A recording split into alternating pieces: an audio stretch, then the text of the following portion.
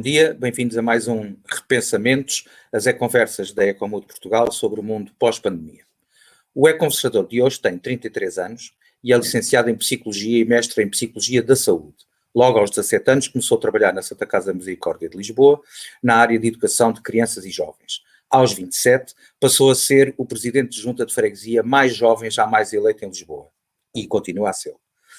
Diz ter definido como prioridade máxima do seu mandato a construção de uma freguesia mais verde, mais participada e mais comunitária. E a comprová-lo está o facto de ser uma das apenas cerca de 100 ecofreguesias reconhecidas oficialmente no país, no âmbito do programa do nosso parceiro ABAI, a Associação Bandeira Azul da Europa. E também porque, dirigindo a freguesia que tem o maior bairro social da Península Ibérica, foi o primeiro a instaurar um orçamento participativo. E a participação não fica por aí. Acreditem que já assistia a ele ser interpelado na rua e a procurar também essa interação para falar tanto de assuntos macro como dos mais particulares dos seus vizinhos, no fundo. E também já escutei duas pessoas assim mais da minha idade a comentar depois dele se afastar: o miúdo até que se está a portar bem na junta. Sim, que ele é que é o verdadeiro presidente da junta de freguesia de Carnide. Bom dia, Fábio Sousa. Olá, bom dia a todos.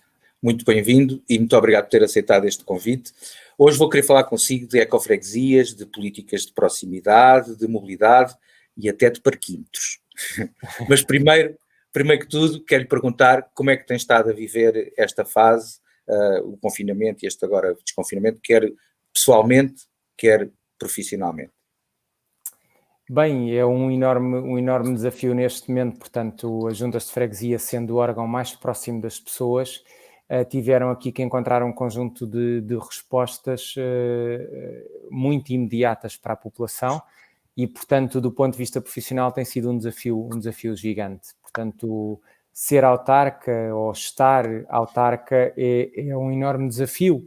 E, portanto, tem sido isso que temos sentido ao longo deste tempo, um tempo exigente, em que tivemos todos que nos reinventar, tivemos todos que criar respostas mais ou menos inovadoras, mas que a determinada altura fossem respostas, peço desculpa, fossem respostas que tivessem aqui de encontro àquilo que eram as verdadeiras necessidades da população. E, portanto, é muito por aí, tem sido um desafio constante do ponto de vista pessoal também, mas também muito aqui do ponto de vista profissional. E ninguém estava preparado para isto, não é? Não vinha em livro nenhum. Já estávamos avisados há uns anos e não andávamos a ligar muito. Mas preparado, ninguém estava em posição nenhuma, não é? E imagino que no vosso caso também não estava nos horizontes uma coisa destas. É verdade, não estávamos mesmo de todo preparados para isto. Mas chegou em modo abanão, portanto, no fundo, para abanar aqui consciências, relações, pessoas. No fundo creio que pode ter também contribuído para abanarmos aqui o verdadeiro sentir do que é que andamos aqui a fazer na casa comum, não é? Portanto, muito por aí. Sim, e entretanto, eu, por causa dessa sua frase, Clemente, depois quando passarmos a falar mais do futuro, vou-lhe querer perguntar também que alterações é que isto provocou e que baralhar e voltar a dar é que isto certamente causou também para quem tem uma função pública, não é? De serviço público. Mas antes disso, e para que quem nos vê fique com uma noção, primeiro de tudo deixe-me perguntar quantos habitantes tem Carnide? Portanto, é uma comunidade com mais de 20 mil pessoas, portanto, ainda é significativo. E o que é ser uma ecofreguesia? O que é preciso? O que é que significa?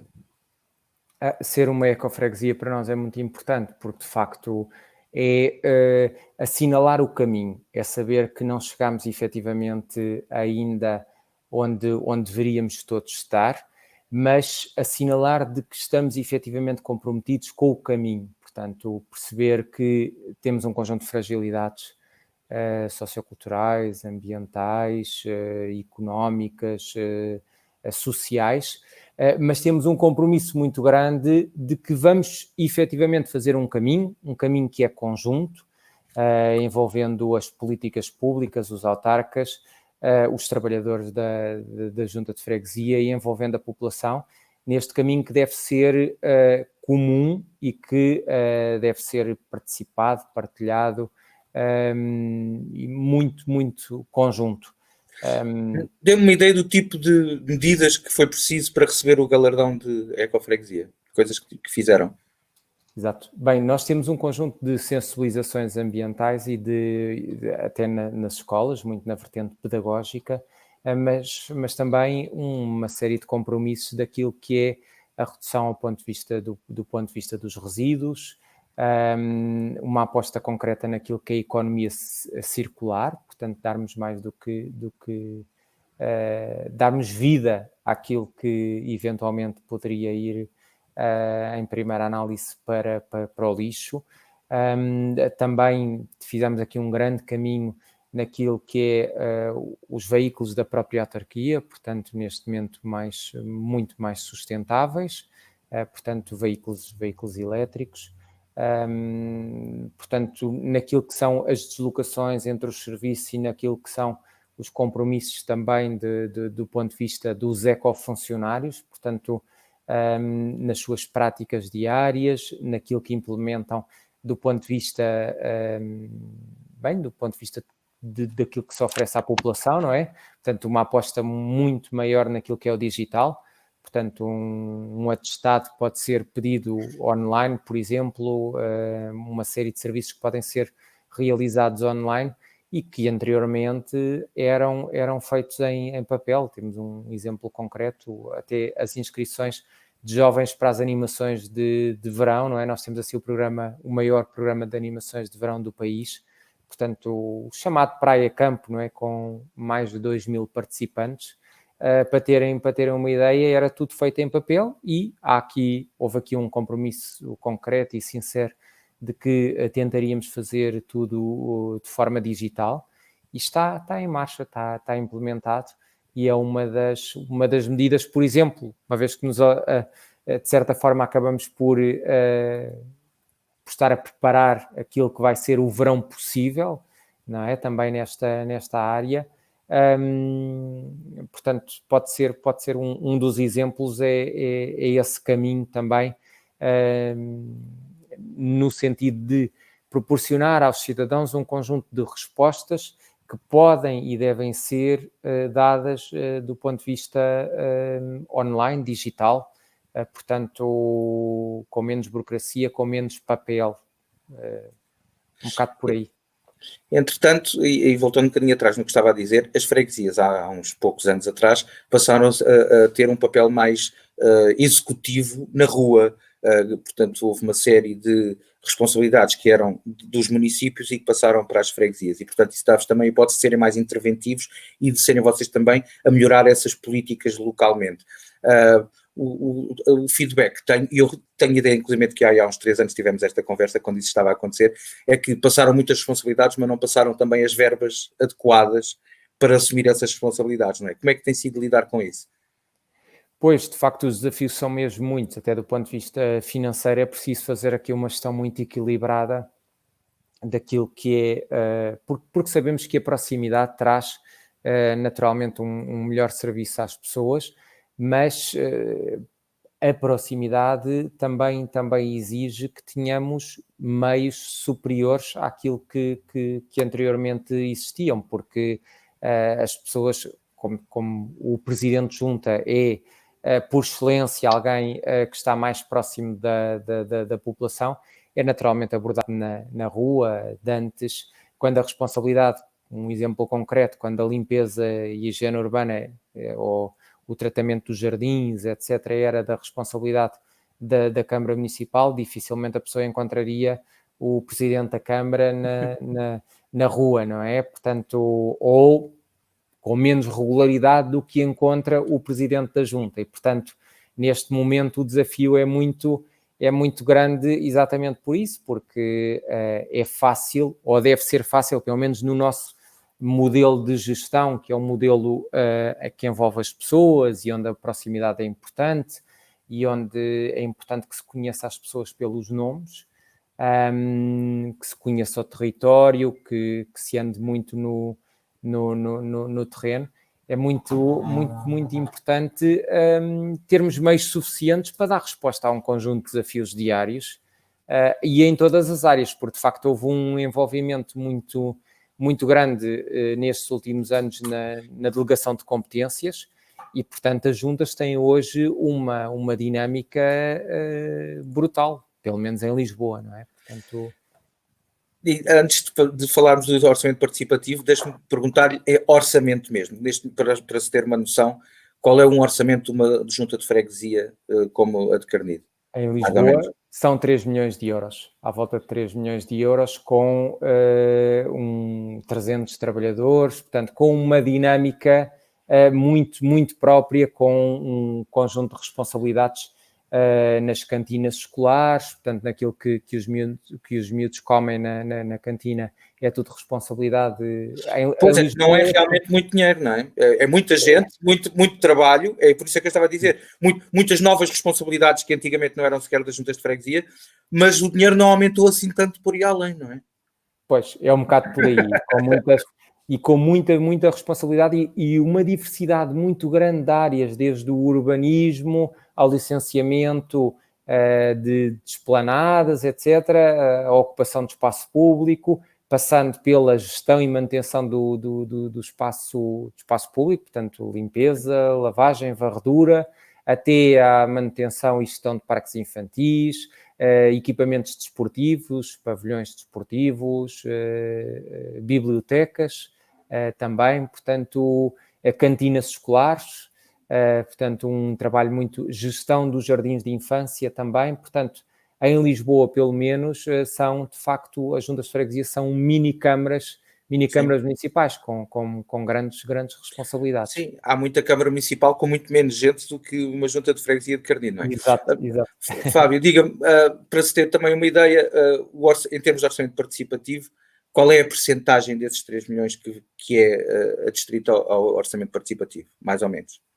Assim, nós temos várias dinâmicas participativas, portanto, é difícil agora até dizer-lhe a percentagem em concreto. Sim, mas um valor, mais ou menos.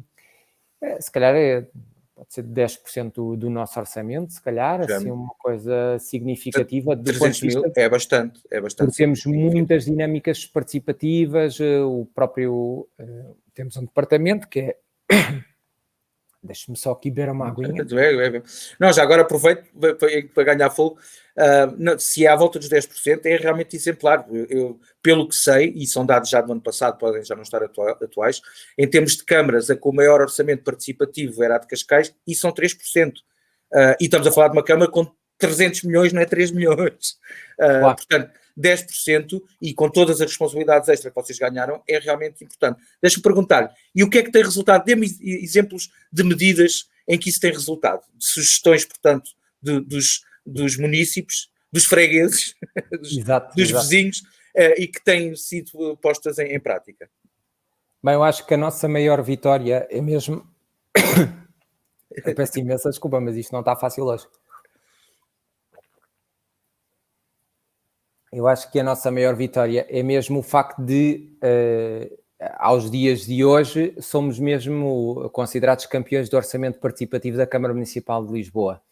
Sim. Isto tem a ver com um conjunto de trabalho que é feito com a população, de ano após ano se apresentarem um conjunto de projetos que depois conseguem ser vencedores na escala do próprio município. E depois, às tantas, há muito trabalho também, operacionalizado através dos grupos comunitários, operacionalizado através daquilo que é a nossa gestão participada. Para ter uma ideia, muitas das questões até inerentes àquilo que é o próprio Ecofreguesias, não é? Portanto, a participação no próprio programa de Ecofreguesias, promovido pela ABAI, está muito relacionado também com esta dinâmica inerente aqui a um conjunto de propostas vindas da população, muitas delas propostas verdes, e que vamos tentando ao máximo implementar. Portanto, nós temos uma dinâmica também de grupos comunitários, onde a própria população acaba por participar e acaba por definir onde é que quer que efetivamente seja alocado uma parte significativa do orçamento anual da Junta de Freguesia. E há isto nas várias faixas etárias, não é? Portanto, também nos jovens e nas crianças, através de assembleias participativas, etc., onde os próprios miúdos escolhem determinados projetos que querem ver implementados nas suas escolas ou nos seus bairros. Mas dê-me um exemplo de uma ou duas medidas que tenham tido origem na participação e nas sugestões dos carnidenses. Exato, estou-me a lembrar aqui, se formos aqui para esta escala até mais jovem, estou-me a lembrar aqui, por exemplo, que um dos miúdos de uma escola, do agrupamento de escolas do bairro Pato Cruz, quiseram remodelar, por exemplo, a sala de alunos, não é? E, portanto, acabámos por financiar e participar nesta remodelação e nesta construção da sua nova sala de alunos. Portanto, um espaço pensado com eles, por eles e operacionalizado também por estes miúdos. E depois há um conjunto de projetos estou-me a lembrar até da nossa emblemática Feira da Luz, este ano... Já lá íamos. Pois, vai haver? Pois, dificilmente, portanto... Em modo nenhum, nada. Não conseguiremos, muito provavelmente com alguma animação do território, sim, muito online, mas presencial... E a parte de feira mesmo, de feira, mercado e tal, também não? Também não. Muito provavelmente é que vai havendo por aí, estamos a trabalhar ainda aqui com um conjunto até de parceiros da saúde para tentar perceber qual é que deve ser o caminho, mas dificilmente, que ela vive também muito da programação cultural, não é? Portanto, pois é. A retirar aqui a parte dos concertos era complicado. Mas pronto, estamos a trabalhar também no sentido de o fazer. Mas por exemplo, até uma parte do orçamento até foi muito canalizado na Feira da Luz, naquilo que eram as ecotertúlias, naquilo que eram projetos verdes, não é? Portanto, que se tentou que tivessem aqui o símbolo verde como forma de distinção e como forma de também adaptar a Feira da Luz, que é uma feira com mais de 500 anos, que começasse efetivamente aqui a dar sinais importantíssimos deste cuidar da casa comum que é tão importante para todos nós. Fábio, e pegando nisso agora e variando-nos, feitos pontos de situação, vamos virar-nos então um bocadinho para o futuro, e pegando no que estava a dizer logo de início, que é que nós estávamos preparados para isso e que isto obviamente resultou em alterações até da forma de gerir e por aí fora. Queria-lhe perguntar, para já no geral, depois já vamos em particular às cidades e às freguesias, mas para já no geral, o que é que acha que vai mudar? O que é que acha que esta pandemia vai mudar no mundo, se é que vai mudar alguma coisa? Pois, eu queria muito, pelo menos, que mudasse aquilo que são as relações humanas, não é? Portanto, que este período de confinamento, que também tenha permitido às pessoas que pudessem refletir um bocadinho do que é que andamos todos por cá a fazer. Essa era assim das mudanças mais significativas, ou seja, do ponto de vista das relações humanas, do ponto de vista daquilo que é... E quando falamos de relações humanas, falamos também sempre na forma como eu me relaciono com o outro, mas também na forma como eu me relaciono comigo próprio, não é? E com os animais e com o meio ambiente, não é? Portanto... e acha que vai mudar? É futurologia, queria muito, acho que há um conjunto de pessoas que têm plena noção de que podem efetivamente mudar o mundo, nem que seja o mundo de alguém, não é? Portanto, eu costumo muito utilizar esta perspectiva, porque é verdade, no fundo é muito isso, muitas das vezes o mudar o mundo, aquilo que sonhamos, que ambicionamos e que tanto batalhamos para que aconteça, está muito relacionado também com o dia-a-dia, com práticas diárias, com o trazer mais para aquilo que é e que deve ser a nossa missão. Portanto, eu sou otimista, QB, acho que temos que fazer aqui um caminho, acho que levámos aqui um abanão sério. É bom que nos lembremos, e ainda estamos em abanão, portanto, ok, E o pior, se calhar, ainda não passou, não é? Sim, ainda vem aí. Não em termos de doença, mas em termos sociais e económicos, o pior provavelmente ainda está pela frente, não é? Claro, obviamente, nós também reforçávamos muito isso, que é, bem sabemos que as pessoas não podem e não queremos que morram de Covid, mas agora não queremos que as pessoas morram de fome, não queremos que as pessoas morram por não concretizarem os seus sonhos, por não terem emprego, e os próximos tempos serão muito, muito, muito desafiantes. Portanto, já percebemos isso, que no plano económico vai ser muito exigente, mas é preciso continuarmos aqui a reinventar, a fazer o que algumas das empresas fizeram, que foi ter a capacidade de se reinventar. É verdade. E outras que tiveram aqui uma enorme resiliência e capacidade de se unir com os seus trabalhadores, e às tantas reinventaram-se e estão neste momento a tentar dar a volta por cima. Eu no início de tudo isto, quando estávamos na fase mais assustada, digamos, várias pessoas ligadas ao mundo empresarial e económico davam perspectivas das 1.200.000 empresas que existem em Portugal, sendo que a grande maioria são micro ou unipessoais e, portanto, autoemprego e coisas assim, que se sobrevivessem metade já era muito bom. Neste momento, essas vozes do demo já se calaram, porque, na realidade, apesar de sim, nós termos um tecido empresarial relativamente fraco, ou seja, sem grande capacidade financeira, o certo é que não estávamos à espera de toda esta reinvenção e resiliência. E imagino que num meio como o vosso, em que as empresas, não estamos a falar de grandes empresas, estamos a falar, lá está, destas mais que são o espelho da sociedade portuguesa, e em que, portanto, vocês todos conhecem também, deve ser muito sensível essa capacidade que os empreendedores tiveram de se renovar, de se reinventar, não é? Sim, sem dúvida. Há aqui, já agora, aproveitar esta oportunidade para um obrigado gigante a Carnide, porque de facto as empresas, mesmo as mais pequeninas, uniram-se. Estou a falar, por exemplo, aqui nós temos um grande número de restaurantes, etc. Pronto.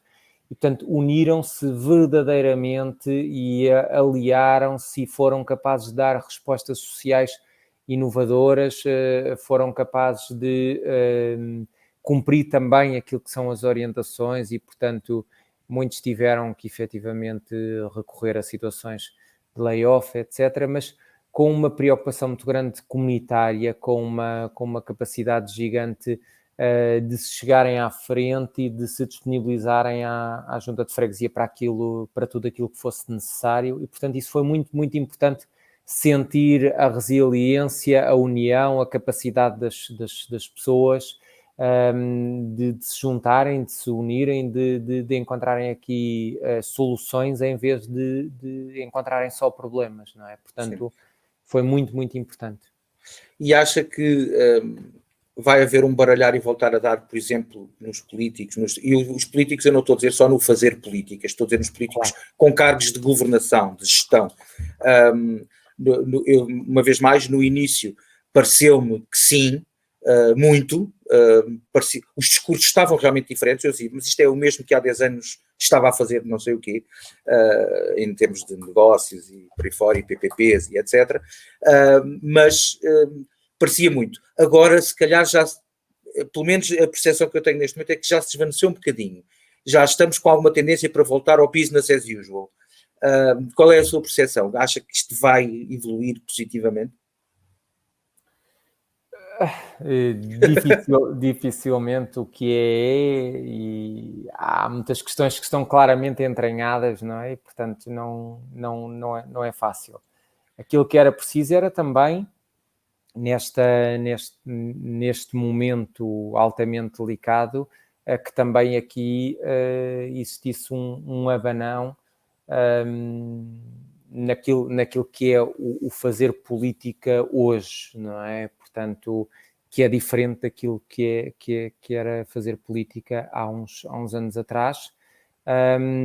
E, portanto, a política deve ser encarada como uma missão para transformar a vida das pessoas, a vida das comunidades, os territórios, as freguesias, os municípios e o país, não é? Portanto, é muito por aí. Infelizmente, nem sempre, e portanto são públicos um conjunto de questões amplamente conhecidas, nem sempre a política é usada em benefício das pessoas, não é? Portanto... ou de todas as pessoas. Ou de todas é só para algumas. Exatamente. E, portanto, sim, mas via-se muito... também um abanão. Via-se muito, por exemplo, no princípio, pois, é isso que é importante, e é como vamos acabar daqui a mais uns minutinhos, é exatamente como é que podemos dar esse abanão.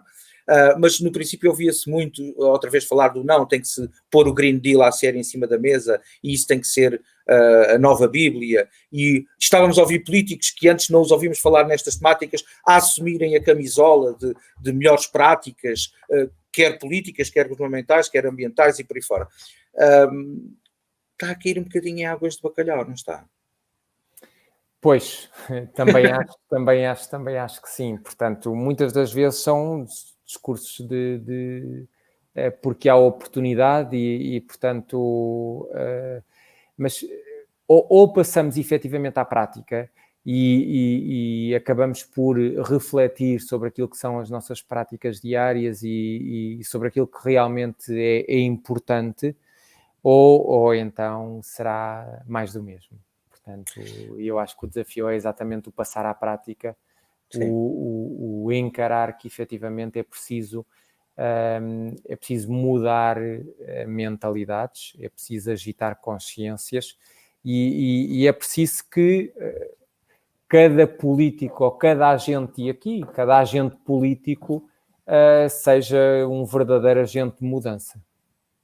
Sim, e agora isso era uma excelente deixa para passarmos então aos conselhos finais, mas eu não posso deixar escapar, porque em Carnide aconteceu uma coisa única neste país, que foi o descontentamento que a grande maioria das pessoas tem em relação não é aos parquímetros em si, é à forma como, e à generalização, à sua generalização, como estão a ser implementados.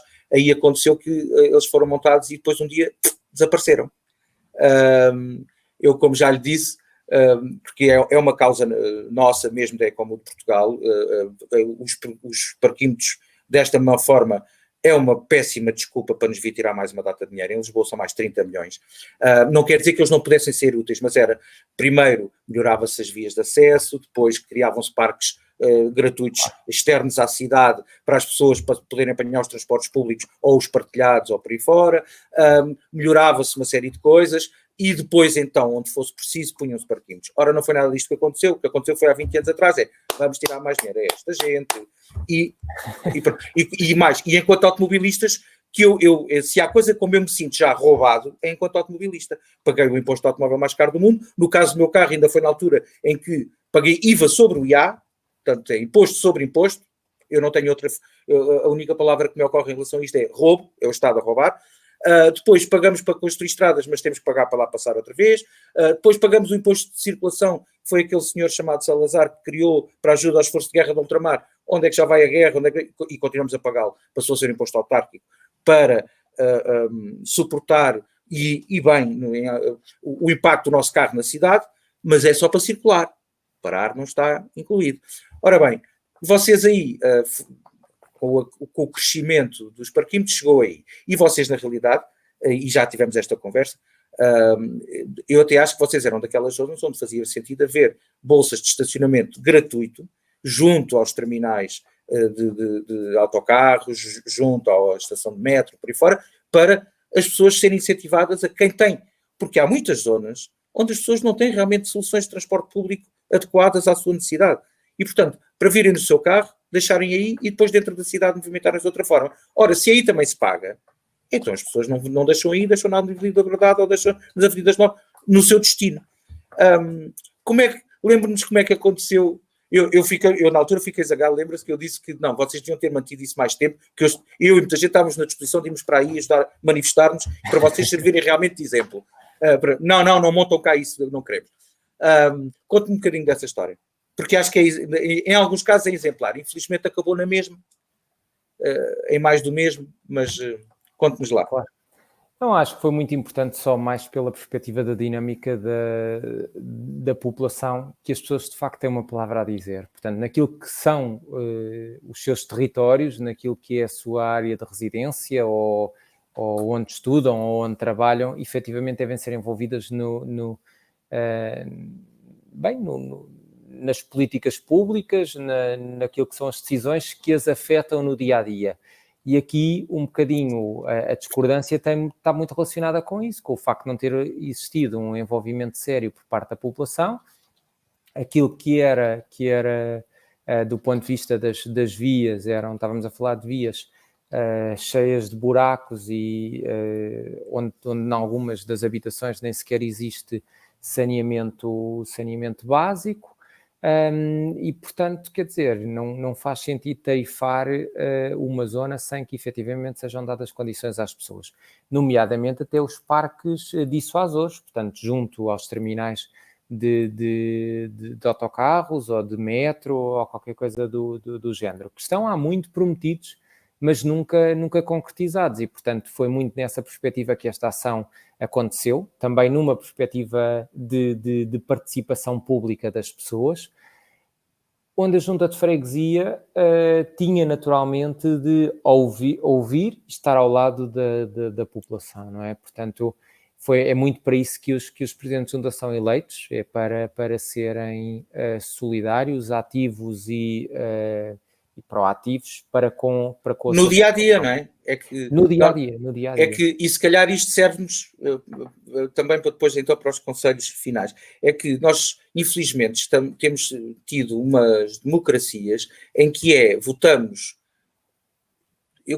como é que eu vou pôr isto em termos diplomáticos?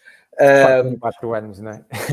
Votamos no que diz as coisas mais giras e que mais nos agradam, que depois está lá 4 anos a fazer outras coisas. Foi a maneira mais diplomática que encontrei de o pôr. Mas uma coisa que eu achei interessante aí, e aquilo que eu disse é mesmo verdade no princípio, que eu assisti ao Fábio afastar-se e as pessoas ficarem a comentar, o puto está a fazer um bom trabalho. Pronto, o puto, não é? Porque é aquela sobranceria da idade, claro, dos velhotes, mas mas reparei que houve as pessoas e tal, e esse é um excelente exemplo, o que aconteceu com esses parquinhos. Eu não gosto do desenlace final, como sabe, mas essa proatividade, e eu sei também que o Fábio não pode dizer tudo, porque a Emel, inclusive, teve o desplante de os pôr em tribunal, ou dos ameaçados. Chegou mesmo a pôr, não foi? Chegou, sim. Chegou, pronto. Porque eu percebo que a Emel já nem se deu ao trabalho de ouvir as pessoas, porque eu vivia na zona que foi a cobaia dos parquímetros em Portugal, que foi as Avenidas Novas. E eles, na altura, deram-se ao trabalho de nos ouvir. E as pessoas foram agressivamente contra. E o agressivamente é agressivamente de vocês põem cá isso e a gente vai-vos à cara. E o que aconteceu foi puseram e acabou. Pronto. E não resolveram nenhum dos problemas. Aliás, nessas reuniões, nessas assembleias em que vieram pessoas da Câmara conversar connosco, além de sermos contra, mostrámos vários problemas. Na altura, inclusivamente, o Sr. Jorge Sampaio tinha feito a maravilha de mudar sentidos às ruas e largou-se a gente a ser atropelada. E de pôr as passadeiras antes dos semáforos. Portanto, houve assim uma série de coisas. Nunca ninguém foi responsabilizado por isso, infelizmente, mas houve mortes e houve muitos feridos. E depois lá voltaram a pôr aquilo tudo normal. Mas havia uma série de situações, em termos de trânsito, por exemplo, que não faziam sentido nenhum. Era a ditadura do quem lá passa sobre o quem lá vive. A Avenida Miguel Bombarda passou a ser a via Miguel Bombarda, tirou-se placas centrais e aquilo passou a ser para as pessoas acelerarem ali à brava. E coisas assim do género.